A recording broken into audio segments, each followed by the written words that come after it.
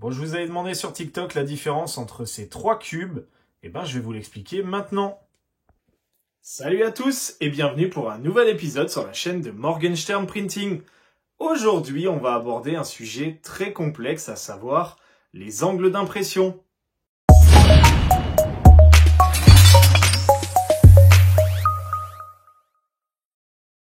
Alors c'est un sujet qui est complexe puisqu'il inclut de la trigonométrie, donc je vais vous faire retourner à l'école primaire ou plutôt au collège. Néanmoins, ça reste la base de l'impression 3D résine, à savoir comment placer ces modèles sur le logiciel de slicing pour avoir les meilleurs résultats possibles. Comme je viens de te l'annoncer, la différence entre ces trois cubes, c'est tout simplement l'angle qui a été appliqué sur ces cubes.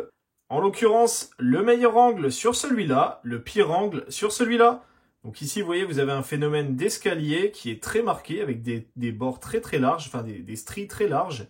Ici, vous avez des stries très larges et des petites stries intermédiaires, alors qu'ici, vous avez toutes les stries qui sont uniformes. Pour vous expliquer tout ça, je vais prendre comme exemple la Frozen Mighty 8K. Alors c'est une machine qui a une résolution XY de 28,5 microns, ce qui veut dire que chaque pixel de l'écran fait 28,5 microns de long sur 28,5 microns de large. Bon allez, je vous propose maintenant qu'on rentre dans le vif du sujet. C'est parti!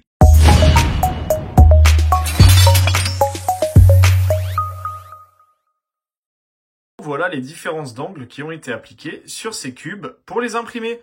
Donc sur la gauche, vous avez un angle de 60,31, au milieu un angle de 46,47 et à droite, vous avez un angle de 35,05. Sachant que le meilleur angle, c'est celui-là. Regardez, comme c'est nickel, aucun escalier, aucune trace de strie. Puisque tout simplement, le phénomène d'escalier va être vraiment limité sur une toute petite surface. Pour expliquer ces différences, on va utiliser un tilt chart. Donc là, en l'occurrence, je vous ai préparé celui de la Sonic Mighty 8K. Alors le tilt chart, c'est un outil qui est très intéressant puisque vous pouvez voir en fait le meilleur angle en fonction de l'épaisseur de couche que vous allez appliquer en impression 3D résine. Donc par exemple, sur une Sonic Mighty 8K, si j'imprime avec une hauteur de couche de 50 microns, le meilleur angle à appliquer pour avoir une surface extrêmement lisse, ça va être 60,32 degrés. Alors vous allez me dire, mais pourquoi cet angle-là? Tout simplement parce que sur la gauche, vous voyez, la largeur d'un pixel est de 28,5 microns. Et en fonction de la hauteur de couche que vous allez appliquer, le pixel ne va pas polymériser la même surface. Si vous polymérisez votre résine sur une hauteur de couche de 10 microns, la surface qui sera imprimée, c'est celle qui est représentée en blanc. Si par contre vous imprimez avec une hauteur de couche de 50 microns, la surface qui va être imprimée, ça va être le cumul de la surface blanche, rouge, bleue, verte et jaune. Et c'est maintenant que la trigonométrie rentre en jeu. On va commencer avec l'exemple le plus simple, à savoir une hauteur de couche de 28 microns pour une largeur de couche de 28 microns. Forcément, quand vous imprimez sur une surface cubique, le seul moyen d'avoir une ligne droite, en tout cas à peu près droite, c'est de mettre un angle à 45 degrés. Si maintenant on imprime avec une hauteur de couche de 50 microns, donc un peu plus grande, vous voyez l'escalier sera un peu plus marqué et l'angle parfait sera de 60,2 degrés pour que tous les escaliers, toutes les marches soient parfaitement alignées.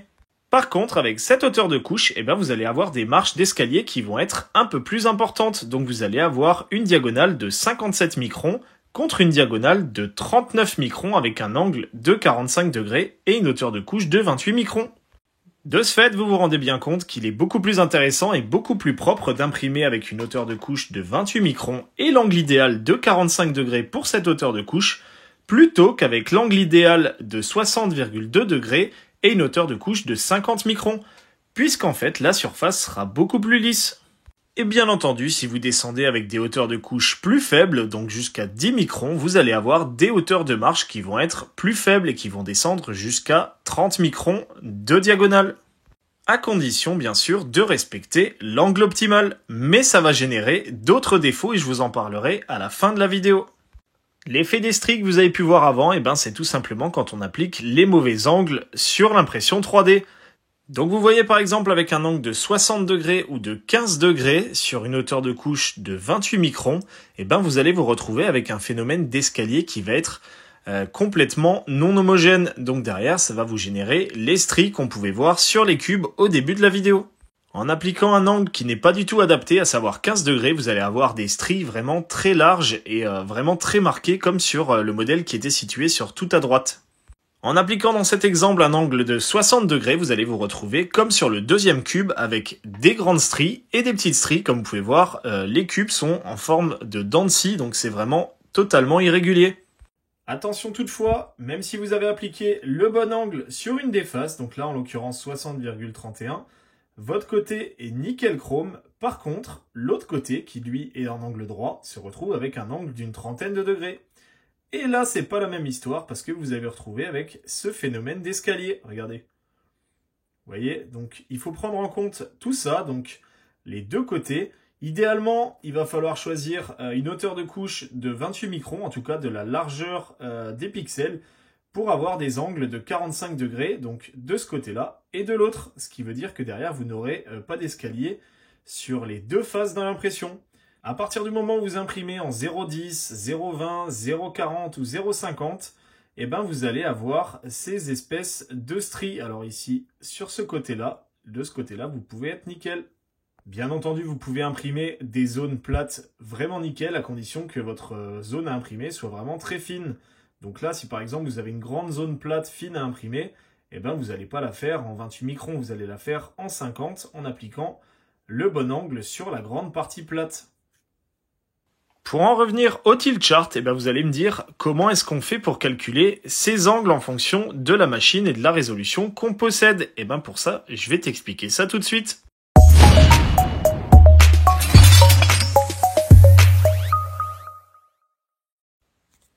Pour calculer ces angles, vous allez devoir appliquer cette formule, à savoir l'arc tangente de la taille d'un pixel divisé par la hauteur de couche que vous allez appliquer, multiplié par 180 et divisé par pi.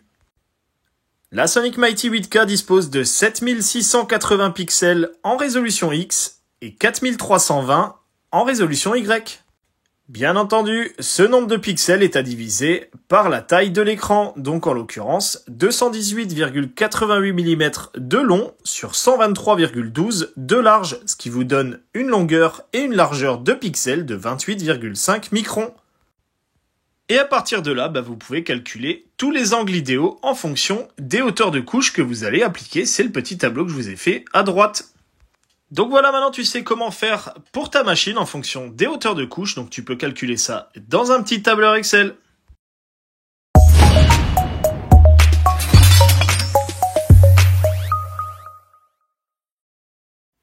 Voilà, j'espère que ce petit tuto vous a plu, que vous comprenez maintenant l'importance des angles en impression 3D résine. Et en même temps, vous savez maintenant comment calculer le meilleur angle en fonction de l'épaisseur de couche que vous allez appliquer sur votre machine.